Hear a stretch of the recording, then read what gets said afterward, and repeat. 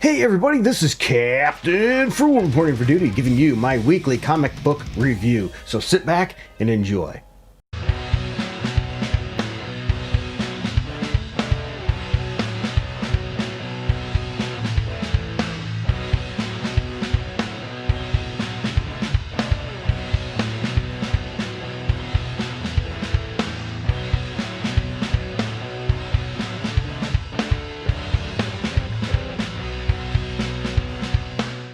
Alright everybody, for those of you that know the drill, I go over a bunch of comic books for the week that I chose to read. Now I didn't have time to read everything, so if I missed something you think I should have read, let me know in the comments below. Also, you may disagree with me on some of my choices. If that's the case, that's alright. Let me know below. Let's just try to keep it civil. My goal is to bring back the old schoolyard days, you know, where we would be discussing what hero could beat who or what comic book was good and not. And I come armed with my trusty notes, so you'll hear the paper rattle because I do it a little bit old school. I do my grading on a scale of 0 through 10, 7 being average as a 70%. So I'm using schoolyard grading. But that's not all. I also use the League of Comics Geeks to give you other people's views as well as a brief overview of the comic book as well. So let's jump right in. Oh boy, what a week it's been. Let the fun begin. Just so you know, if you really want to help out the channel, one of the best ways you can help out the channel right now is just to watch the video in its entirety. Or maybe you just want to hear it, put it on the background, but play the video in its entirety. That greatly helps the channel with the analytics, and I greatly appreciate all of you, as well as all the new people who have been joining the channel lately. Thanks for joining and welcome. Remember, we want everyone to be able to share their thoughts and views and opinions here, even if they run counter to ours. And speaking of one that's running, let's talk about none other than The Flash, issue number 10. I know The Flash is, in my opinion, has been falling out of a greatness. It had a great run for a while, and lately it's not been as good. But League of Comics Geeks said 91 out of 97 liked it with a 4 average rating, where I gave the book a 7, just middling as it is. The writer is Simon Spurr, artist is Ramon Perez. Once again, if I butcher names, there's never any mean intent there. It's just I suck at names. It says Wally West's family is his only hope. As the Archangels bring the crown of thorns into the gallery, Wally West has to put himself together to face some old rogues. Amanda Waller's task force raids terrific tech as well and brings some shocking backup to keep her speedsters in line. You know, I think this book has some decent art. It's another tie-in with the Absolute Power DC event, so if you're really big into that, you might want to get it in that regard. And in this issue, Flash's son gives us all a math lesson. Yeah. To be honest here, in my opinion, this story arc is taking way too long. It's running way too slow. Yes, I said it. It's going too slow. It's just, I don't know. I can't get into this story. From the looks of it too, I don't think a lot of people are. It seems like the sales are decreasing based on the reviews, but that's not a hard, accurate guarantee there. But I would like to know, what are your thoughts on Flash? Do you think Flash has had a dip in quality, or do you think it's running strong? Boy, am I hitting the humor there of puns of Flash.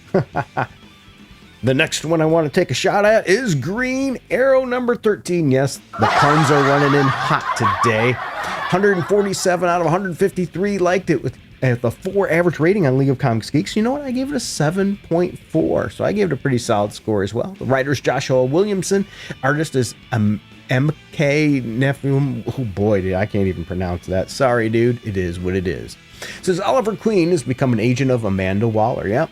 Roy and the rest of the Green Arrow family want to know why Green Arrow will betray his family and friends and choose to work with Amanda Waller and her deadly plans for the heroes and villains of the DC universe. You know what? I give this book a 7.4, as I said. I think it's a pretty strong issue. Good art. It's nice to see Cheshire again as well. You know, seeing the Arrow family is pretty cool here. I think this is something that's making the book good. Sort of like, you know, having the background characters really have a large impact on the story, and we're getting that here. We're getting to see characters that we don't get to see as often. I think it's nice, and we could use those characters more often. And Roy and his daughter are going to do a jailbreak. Yes, there's gonna be a jailbreak. And it really is nice to see the Green Arrows teamed all together here. I'm enjoying this, and if you're a Green Arrow fan, I think you will as well. Next one I want to talk about is Superman number 15. Now, I've mentioned it before that I was a little skeptical about House of Brainiac, but I actually ended up enjoying it more than I thought I would. And 207 out of 217 liked it with a 4.2 average rating on League of Comics Geeks for this part 6, The House of Brainiac and Superman. I think that is pretty darn strong. You know what? I gave this book a 7.4, not as high as they did, but League of Comics Geeks, the people on there tend to maybe grade a little easier than I do. And there's some interesting alternate covers for this book as well. Some not so good. Some are okay. The writer is Joshua Williamson and the artist is Rafa Sandoval. And to be honest with you, it's the end of Brainiac here temporarily. I mean, he's going to be back, but it's also directly leading into the Absolute Power here. The House of Brainiac finale is here. Seeing the Superman family all together reminds me, though, of how much I absolutely dislike all these new suit designs that they have. Please go back to the more classic Superman, superhero suits that these characters have. They're just lame looking. I don't like them. And on another interesting part of this issue, too, is fatherhood is teaching Lex Luthor some important lessons. And I really like that. I think that's a nice touch. And at the end, we get a little bit of a hint that, yes, none other than Doomsday is going to be coming back. I'm interested to see what they do next with that. I think they diluted Doomsday for a while, used him a little too much, making him disappear for a while. Hopefully bringing him back and making him a menace again will be a great touch. Hey guys, today's video is sponsored by My Wallet. Yeah, I'm not trying to push any kind of wallet or pimp any wallet out. What I mean is it's sponsored by my personal wallet and the cash that comes out of it to pay for these things. If you want to help with this, you can hit like, subscribe, that notification bell. Those are great ways to get started. But if you find yourself in a position where you can help the channel more, we have a Patreon and a subscribe star down below that you can click on those links. And for as little as $1 a month, you'll have special videos and things to just you, music that you can get. Or maybe if you wanted to, a one-time donation just to help out, we have a Streamlabs link down below.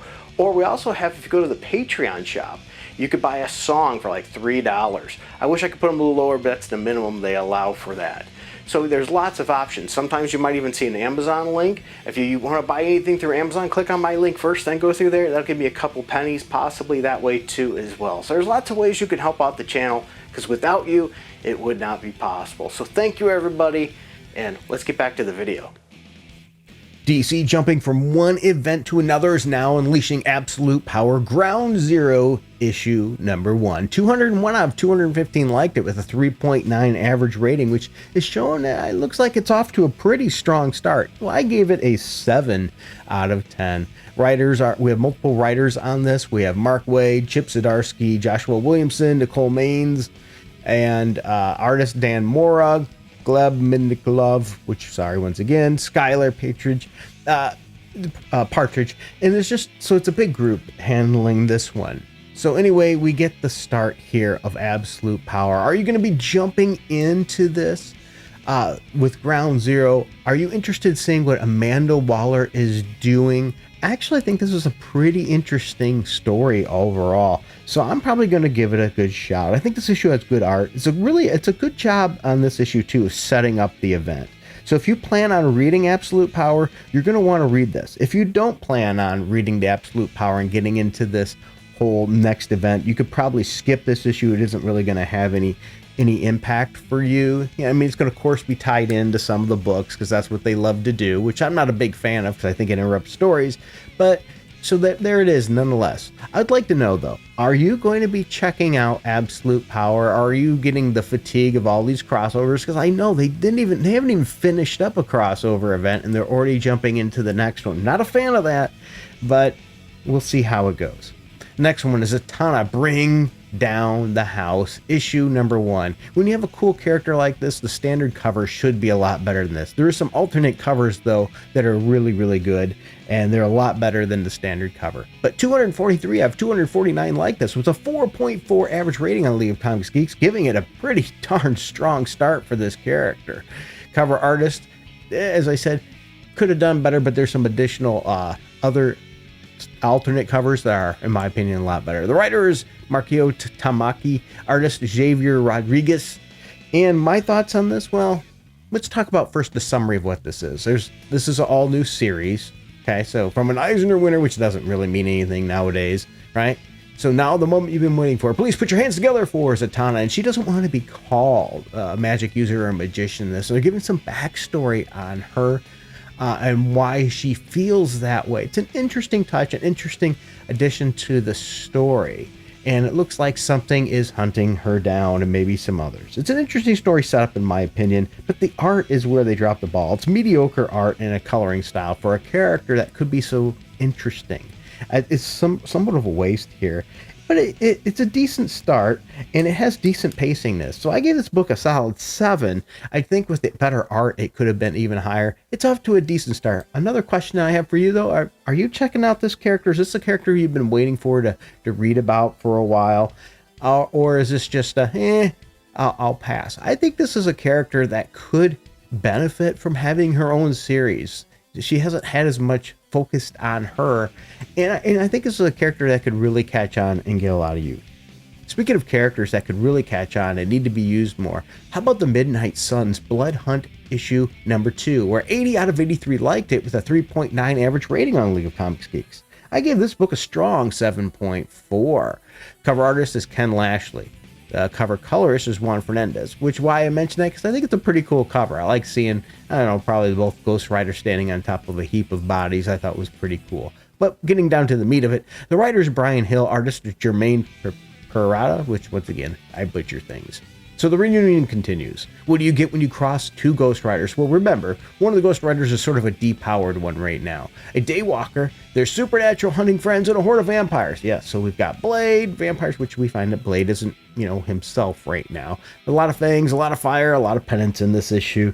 I think it's good art. It's an interesting story. We have a good cast of characters in this too, with good characterization as well. If you are a Midnight Suns fan, or a Ghost Rider fan, I really think you should be checking this out. I enjoyed it, and I think that just maybe you might enjoy it as well.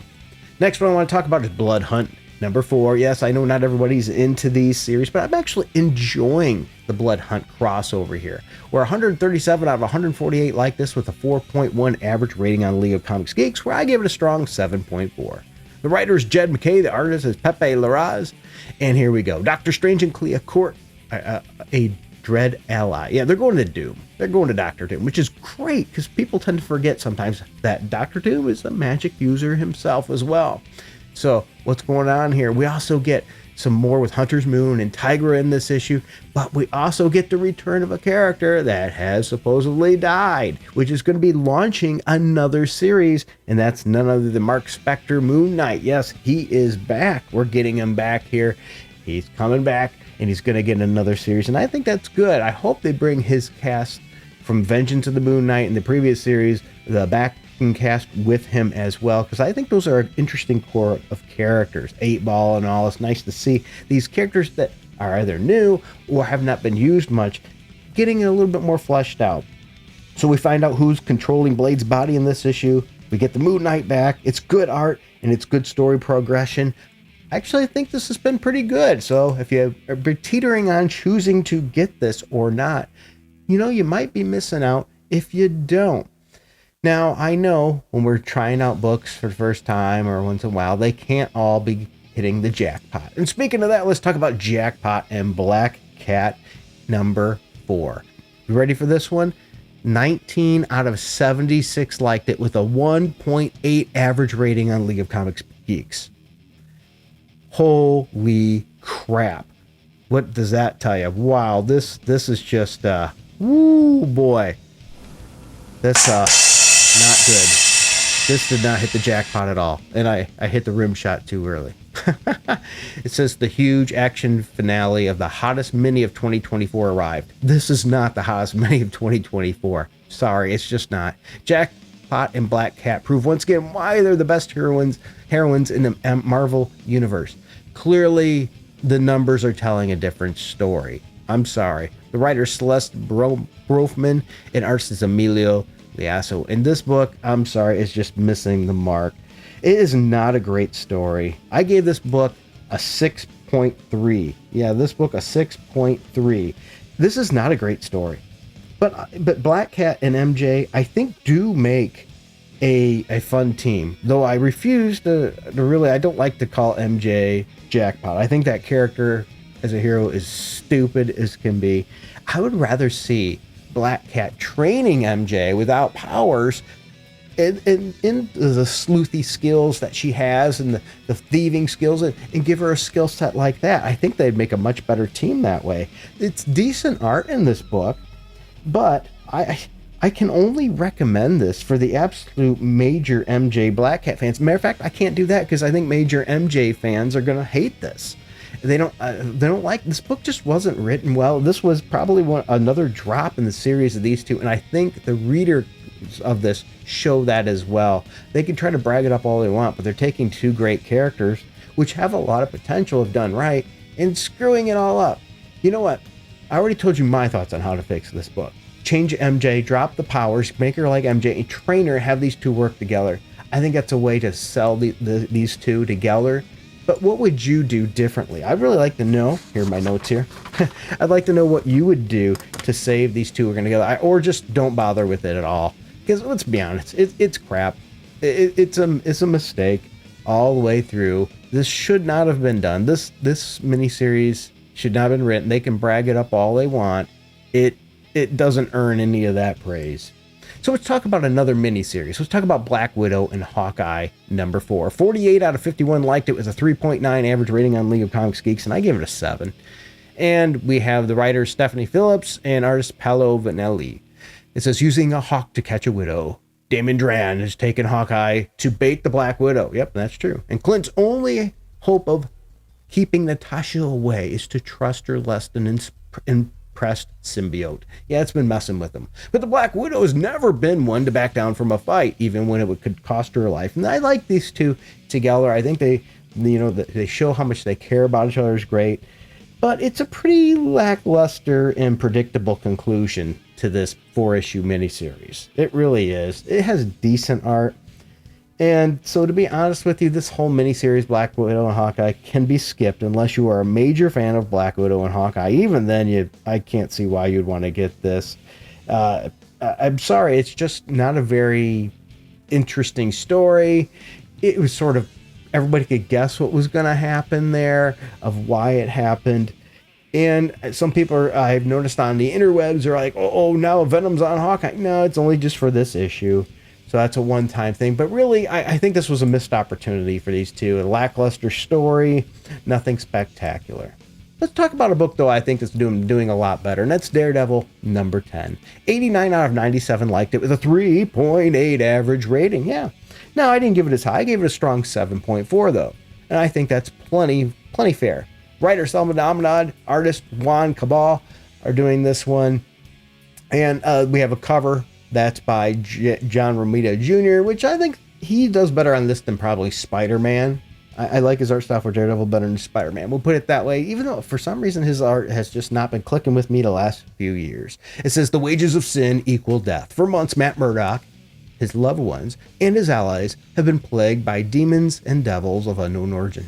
And the mystery surrounding the supernatural forces targeting Matt and those he loves the most has at last begun to become clear.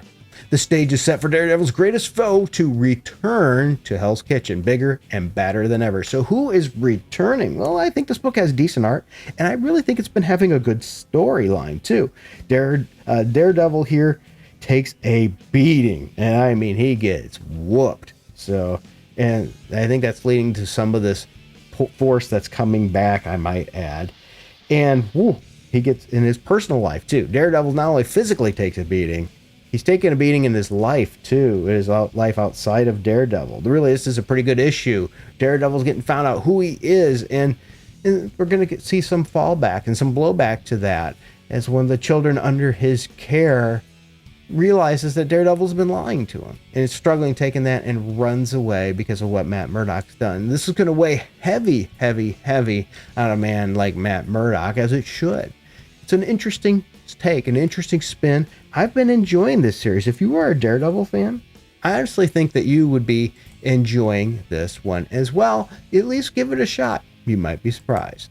And the last one I want to talk about today is Vengeance of the Moon Knight, number 6. 130 out of 133 liked it with a 4.1 average rating. I gave this book strong 7.4. I know some of my viewers here are not big Moon Knight fans, and I get it. It's not for everybody, but I've enjoyed this series. Writers Jed MacKay, artist is Dev Paramik, which once again, I butchered those names. And we have the Midnight Mission joins in the hunt. Yep, because it's a blood hunt tie-in as the Marvel Universe devolves into panic and fear with the unfolding blood hunt. Writer Jed MacKay cast his gaze from the events of the main event to this companion tie-in, with more chaos on their hands than ever before, and no tested leader to show them the way. Yeah, and I think that's one of the nice things. We're seeing character flaws. We've been seeing them in this series, which is nice. Rather than just having Mary Sue's all the time for any female or minority character, we see flaws here. And I think that's one of the things that make characters good. You think about it, one of the things that makes a hero is not that they're perfect, is that they rise above. They get past their issues. They strive to be better. And that, I think, unlocks that feeling in all of us. We're not perfect. We should be striving to be better, not excuses why the world is against us or whatever lame thing that we want to do. And I think this does a good job of that. Blood Hunt tie-in story here. Nice getting more with this cast of characters. I'm enjoying this cast of D, or not even maybe D-list characters, but I think they're holding their own and doing well. This is well written, good characterization, and the book has decent art. Once again, I gave it a 7.4. I think that maybe you should check this one out too. Well, that's my thoughts. I'd love to hear your thoughts on the comic books this week. Let me know what you've read, what you should or want to check out now, what I missed, what you think, what was the best issue of the month. I don't know. Let's just have some good, fun conversation. I don't know if I'm going to be doing the comic book review next week because of the 4th of July. So I might be skipping next week's for that, but I will be back after that. Well, thank you, everybody, for your time. And until next time, keep it frugal.